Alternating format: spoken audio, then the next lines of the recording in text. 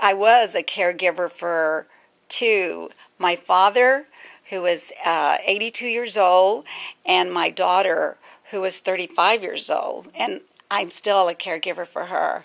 7 years later, she's 42 now. But you know what? God works through us through mysterious ways and puts us at the places we need to be. I was closing my office for Merck the year that all this happened in 2008. My daughter had, now they call them stress episodes, where they used to call them nervous breakdowns. And my father and my mother's home burnt down, and my mother died in the fire.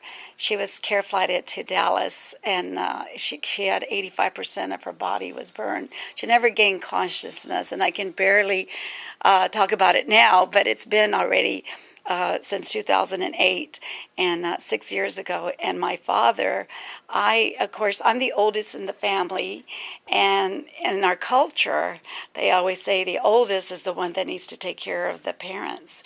So I brought home my father from the hospital, and he lived with me for 2 years until he passed. And but I lived with a hero. He wasn't much of a problem, and he had COPD, and I just took it for granted that he was going to live forever. I fed him. I took care of all his finances. I took him to the doctors. I took him every time that he had to go to the doctor. He had to go have lab work, and I got. I did everything for him. I put on his clothes, washed his clothes, everything.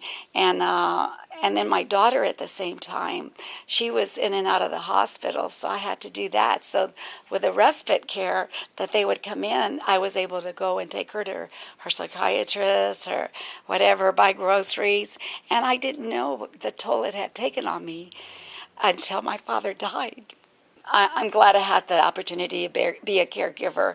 It really, I think, matured me, made me realize and appreciate life.